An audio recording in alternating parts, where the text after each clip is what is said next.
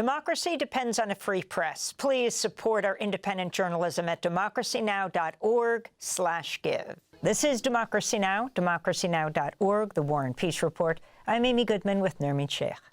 We turn now to a new book by the acclaimed Indian author and essayist Pankaj Mishra. In a moment, we'll get to India as Prime Minister Narendra Modi is scheduled to meet with President Trump and members of his administration today. Modi's first meeting upon arriving in Washington Wednesday was with the new Director of National Intelligence, Tulsi Gabbard, who is a Hindu-American. But first we go to Gaza, where a deal has been reached for the ceasefire to continue. After talks in Cairo, Hamas has announced it will free 3 more Israeli hostages on Saturday. Israel had threatened to resume the war on Gaza if the hostages were not freed as scheduled. For more, we're joined in London by Pankaj Mishra. His latest book, The World After Gaza, A History, which places the latest war since October 7, 2023, in a larger context of Western colonialism. In his prologue to the book, he writes, quote, "He felt almost compelled to write this book to alleviate my demoralizing perplexity before an extensive moral breakdown." Pankaj Mishra is also author of Age of Anger, A History of the Present, From the Ruins of Empire, The Intellectuals Who Remade Asia, and several other books of nonfiction and fiction. He writes regularly for The Guardian and the New York Review of Books, among other publications. Pankaj Mishra, welcome to Democracy Now! It's an honor to have you with us.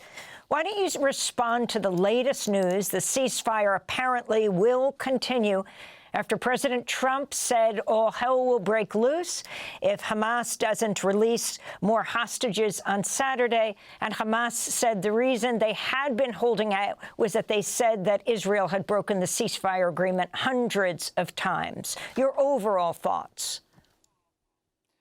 Well, I think the ceasefire remains extremely fragile because there's a new element there injected by a volatile U.S. president who, keeps issuing these threats randomly.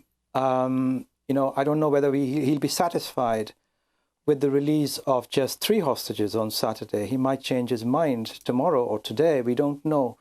So the ceasefire remains, extremely fragile. And I think it's because Trump has now announced his plans for ethnic cleansing Gaza.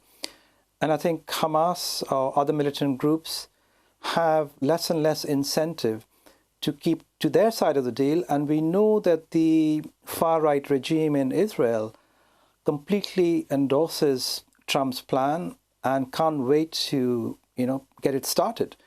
So I think we shouldn't be really surprised if the ceasefire breaks down sooner than we can see right now. So, Pankaj, if you could, let's go to your book, The World After Gaza, A History, and talk about this assault on Gaza in the context of the history that you lay out.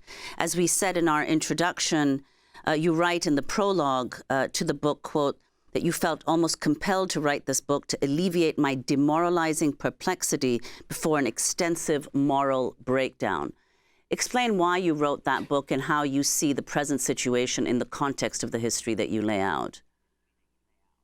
Well, I think the primary impulse behind the book was really to put an end to this horrible loneliness that I felt, along with many other people, a kind of desolation induced by the fact that, powerful people, powerful politicians in democracies, journalists, intellectuals, were either silent about the, ongoing genocide in Gaza, or even worse, vehemently supporting it. So I think, it forced many of us to re-examining, not just sort of narratives of Middle Eastern history or Israeli history or Palestinian history, but a kind of broader history of Western supremacism, of decolonization. We also saw a massive global divide open up in the responses to the atrocities in Gaza, with South Africa, a country like South Africa, taking the lead in bringing a case against Israel at the International Court of Justice. And of course, we can now see South Africa is being severely punished by Trump and Musk for daring to do this.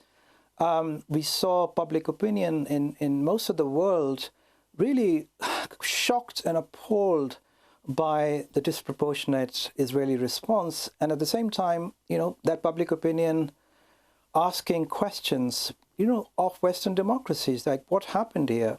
Why are you supporting this endless massacre of thousands and thousands of people? So, in a very sort of, I think I would say that I find myself in the situation of a lot of people who were completely bewildered by the Israeli response to October 7. And, at least I have this option of turning my anguish or turning my bewilderment into, some way of trying to understand this through writing, through prose. But, it remains a baffling episode. And of course, we're now entering the most intense part of it. You just described whether it's Ukraine, just been listening to this program now for 45 minutes, and this, vast panorama of violence, disorder, and suffering that we're seeing today. And I think it's really important not just to think about the past or the history, the larger history of what is happening in Gaza today, but also about the present.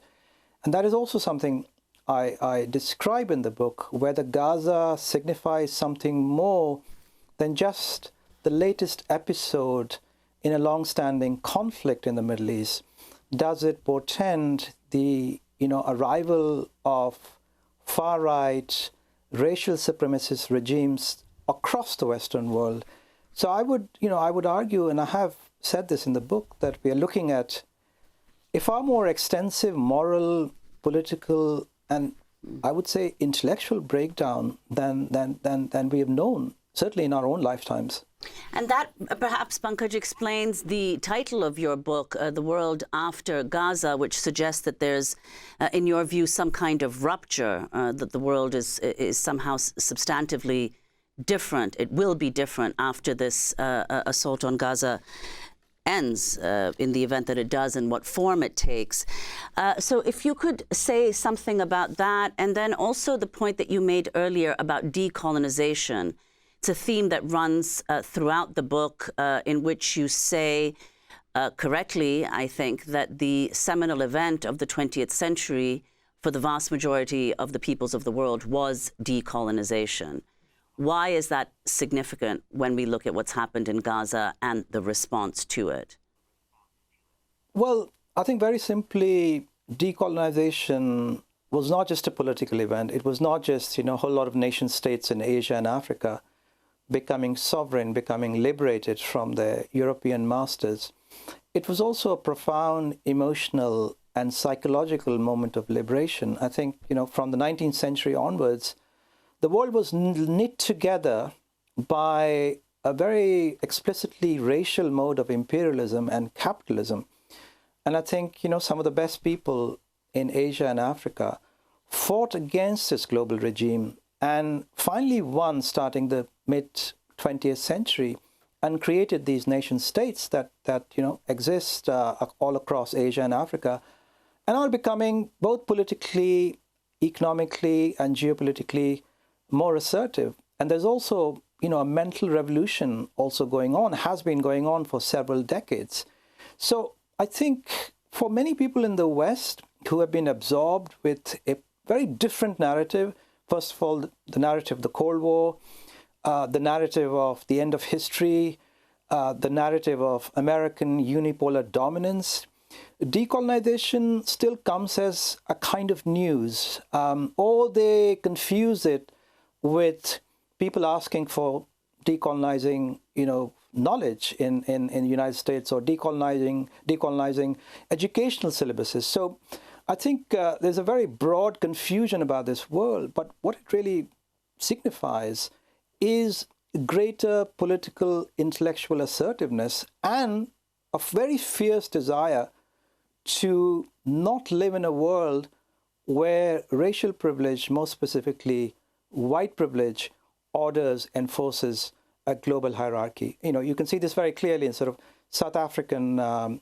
president a few days ago making a speech and saying, we will not be bullied. Trump is imposing very severe sort of measures against the country, and there they are standing and saying, we're going to push back. And likewise, I think you'll find that kind of resistance in different parts of the world. And of course, what happened in Gaza, which shocked, appalled people, from Indonesia to Brazil. That is also something, that can really only be explained, this global divide, if you think about decolonization creating a new subjectivity, a new mentality, a new way of looking at the world. And Pankaj, maybe President Trump understands this very well, as he repeated his claim that the U.S. is preparing to take control of Gaza, own it while permanently displacing the territory's entire population of 2 million Palestinians. I wanted to just play that short clip of him sitting next to Jordan's King Abdullah for talks on Gaza at the White House on Tuesday. We're going to have Gaza. We don't have to buy. There's nothing to buy. We will have Gaza. What does that mean? No reason to buy. There is nothing to buy. It's Gaza. It's a war-torn area. We're going to take it. So there you have President Trump saying, not just we're going to buy it, we're going to own it, we're going to have it. Again, trying to push back on this whole trend, this whole move in the 20th century of decolonization. Well, this is the strangest thing, really, that the United States is going back, and that is part of the great American unraveling. It's going back to a 19th century model of rapacious imperialism that's interested in territory, that is grabbing resources wherever they can find it. And this, Ukraine deal you were just talking about, that is now so much about resources that Trump has eyed in Ukraine. So I think, this is something that people have been talking about for a very long time, that the structures and mentalities of racial imperialism in the 19th century are very much alive. People like that were dismissed as woke, as politically correct, but we are now seeing a kind of real-time live verification of those insights into the nature of the modern world. And, what Trump is saying today is bringing a very refreshing kind of clarity. We can see how this wealth, how this great power was slowly accumulated, and how people fearing the loss of that power because China is rising, China is becoming dominant. You have the most powerful people in the world resorting to the most naked form of expansion, the most naked forms of appropriation. Before we go, Pankaj, if you could just comment on the meeting of Modi with Trump today at the White House, and then we'll do an extended conversation. Well, I think we've seen very recently, just in the last few days, a kind of endless parade of heads of state. Jordan, you just mentioned, the Japanese Prime Minister was just there. People really trying to appease a bully, the chief bully, and hoping that they will get something out of him that they can go back and share with their people. I think Modi is in a particularly difficult situation. I don't know if your viewers know. We have 15 there were images seconds. all across India of Indian migrants being deported from the United States, shackled and chained. It created a lot of shock. And Modi has to now go back and tell people that India's dignity is intact, which is a great tall order right now.